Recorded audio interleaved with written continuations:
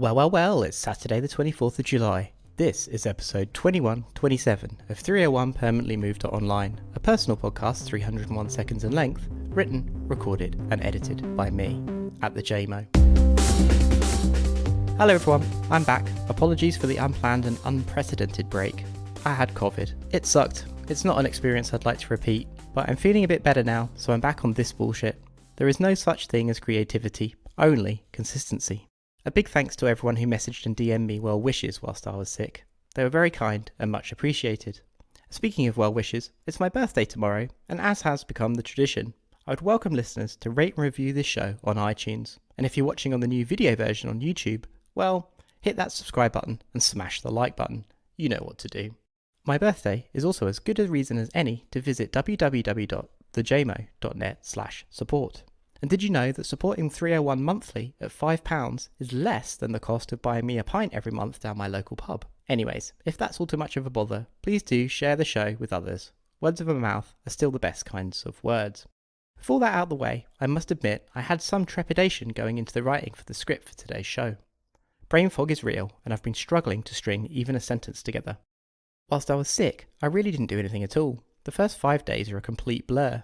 I know that I played a shitload of Borderlands 2 on Nintendo Switch, but I don't really remember any of it at all. One thing I do remember is spending hours and hours in bed one afternoon watching the panel game show, What's My Line? The show ran on the CBS television network from 1950 to 1967, and there's loads of episodes on YouTube, and if you run out, you can go spelunking in various archives online for more. What's My Line is, in my estimation, a perfect show, nailing the TV panel show format out the gate the first time round. Watching it 70 years on from their date of recording, you can still sense its influence on the panel shows on TV today. If you aren't familiar with the show, I'll let Wikipedia summarise the show's setup. A guessing game in which 4 panellists attempt to determine the occupation, i.e. line of work, of a guest. In the case of a famous mystery guest each week, the panel sought to determine the identity of the celebrity. Panellists were required to probe by asking only yes-no questions. A typical episode featured 2 standard rounds, sometimes a third, plus 1 mystery guest round. On the occasions on which there were 2 mystery guests, the first would usually appear as the first contestant. Mystery guests also attempted to conceal their identities with disguised voices, much to the amusement of the studio audience. Long-time listeners of 301 will know that I also love old-timey radio.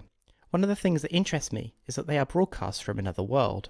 What's My Line's inclusion of a celebrity guest each episode results in a kaleidoscopic cultural time capsule of the 1950s through the 60s. Celebrities on the show included Salvador Dali, Alfred Hitchcock, Walt Disney, Ronald Reagan, and even an old man who witnessed the assassination of Abraham Lincoln. And baffling, to me anyway, a very young Bob Monkhouse appeared as a regular panellist in the late 50s. But anyways, the episode that totally blew me away was recorded in December of 1963, and features Colonel Sanders as a punter, not as a celebrity, which in itself is interesting.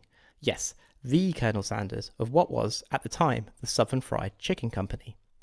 He comes on in his white suit and string tie and writes his name on the chalkboard, then sits down to begin the game. To anyone watching in 2021, he is of course instantly recognisable. Whilst watching the show unfold, it's astonishing that there was once an America where people didn't know who Colonel Sanders was. The past really is a foreign country. The man's likeness is engraved on all of our subconsciousnesses from a lifetime of exposure to corporate advertising. Seeing the living, breathing Sanders is like seeing a brand come to life. This is not to say that he doesn't have something about him. The panellist, Arlene Francis, stares at him for a long time at the beginning of the round and says, "Colonel, I don't know what you do, but I think you look too beautiful to work."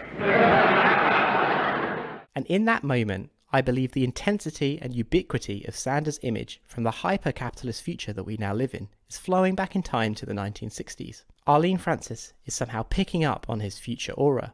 In 2021, Colonel Sanders has been dead for 40 years, but his image is very much still alive. The excellent podcast, No Country, had a series of episodes recently on the cult of celebrity, and if you aren't subscribed, the link's in the show notes. In it, they were discussing aura and the effect of a musician receiving an adulation of so many people at a concert, or eyeballs if you're a movie star. And it makes me wonder about people like Colonel Sanders. Wikipedia tells me that he deliberately cultivated his image and turned himself into a brand. So with brands now personifying themselves as people, can you actually imbue a person with the semiotic power of a brand? Obviously, Just look at the power of the crown.